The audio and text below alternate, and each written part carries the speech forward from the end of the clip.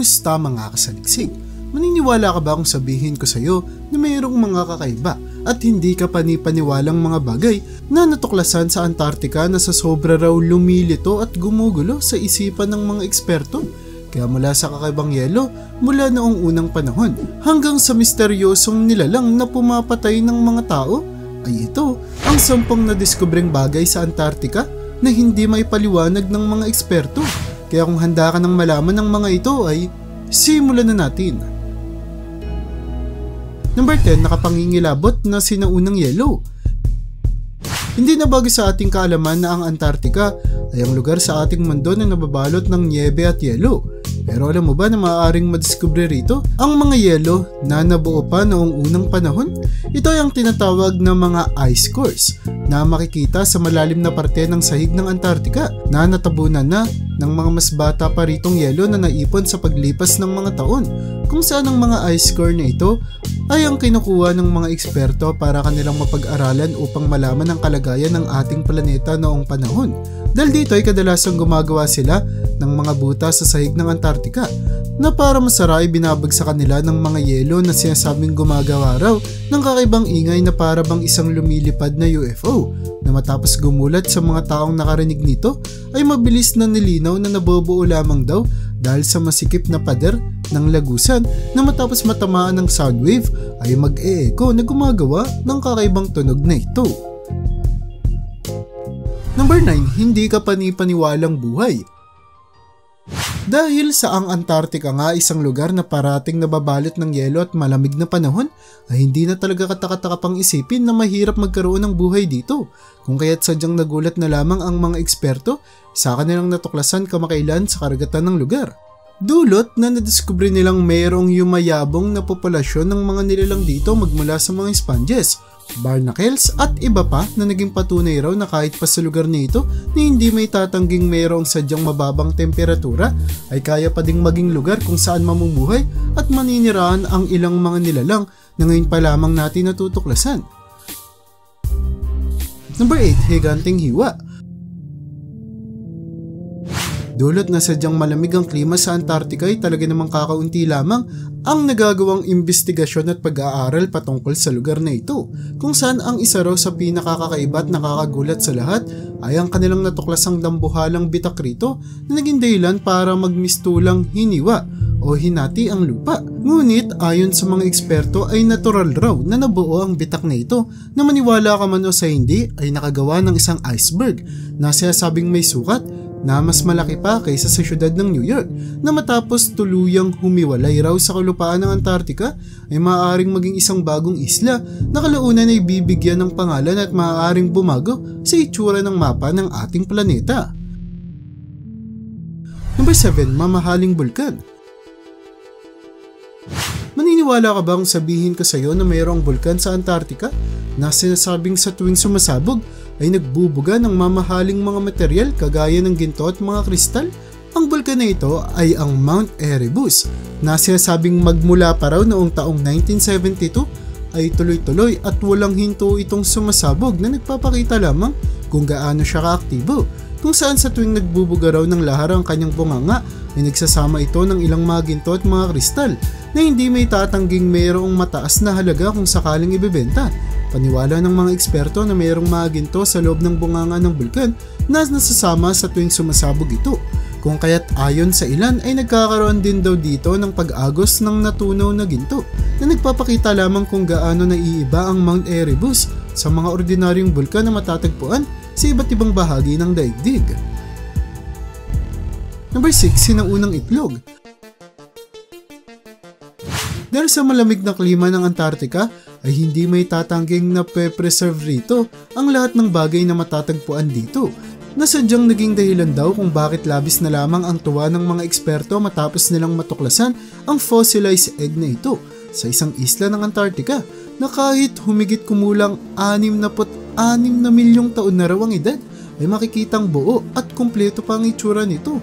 Sinasabing dahil sa sukat nito na kasing laki ng isang football ay kasalukuyang hawak nito ang titulo sa pagiging pangalawang pinakamalaking itlog na natuklasan, kung kaya't pinaniniwalaan ng mga eksperto na itlog ito ng sinaunang higanting butiki o ahas na nanirahan sa ating planeta kasama ng iba pang mga sinaunang nilalang.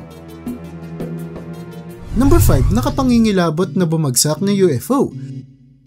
Sa ating kasalukuyang panahon ay hindi na natin kinikailangan pang puntahan ng isang lugar para lang malaman ang kanilang kalagayan. Dulot na sa pamamagitan ng satellite ay maaari na nating makita kung ano na lamang ang kanyang itsura nang hindi kinikailangan na dito ay bumisita.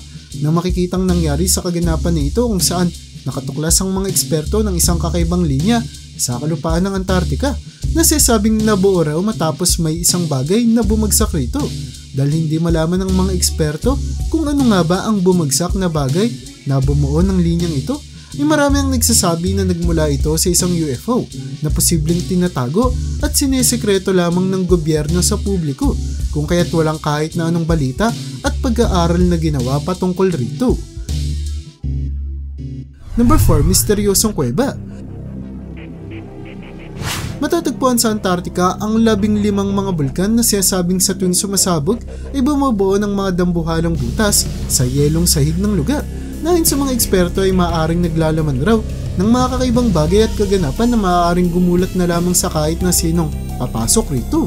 Kung saan, ang isa na sa kuwebang ito ay ang makikitang dambuhalang butas sa nakuha ng videong ito na sa sobrang laki hindi raw may tatangging maaaring gawing tirahan ng mga tao. At dulot na sadyang marami pa tayong dapat malaman patungkol sa Antarctica ay hindi na raw tayo dapat magtaka pa kung bukas o makalawa ay makadiskubre ang mga eksperto ng sibilisasyon sa nagyayelong lugar na ito na ngayon pa lamang nakikita at natutuklasan.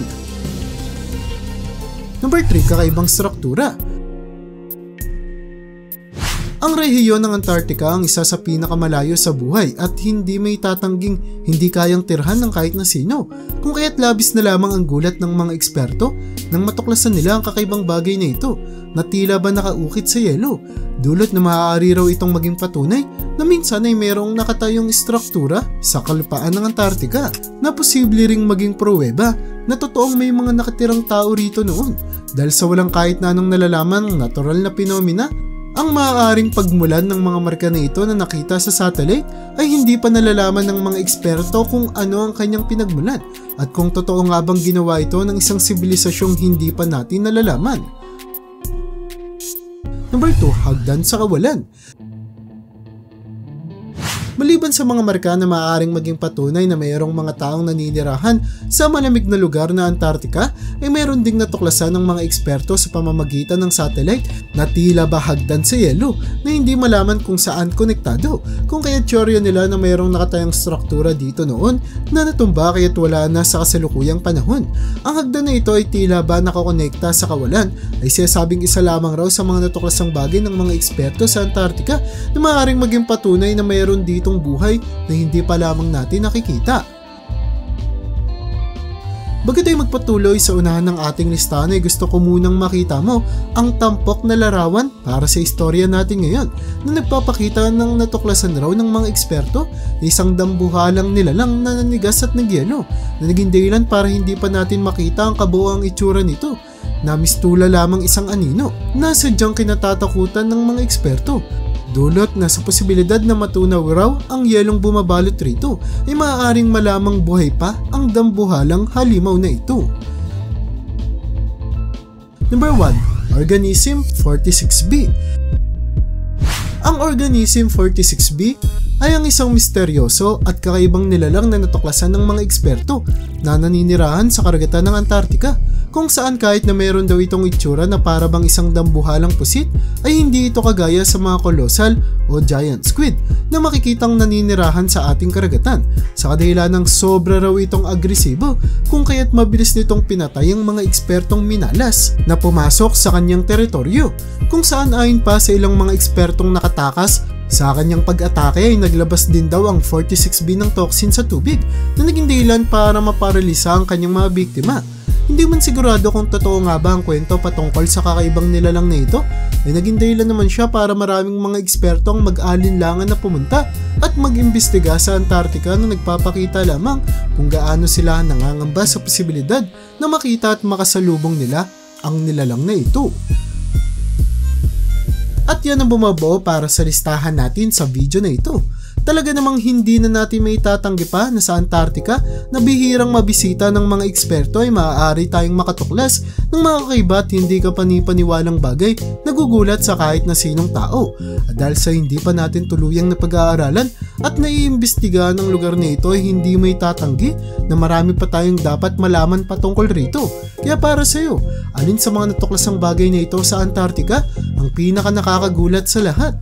I-comment mo naman yan sa baba. At hanggang dito na lang muna ang aking bahagi. Hanggang sa muli mga kasaliksik, maraming salamat sa panonood. See you in my next vid.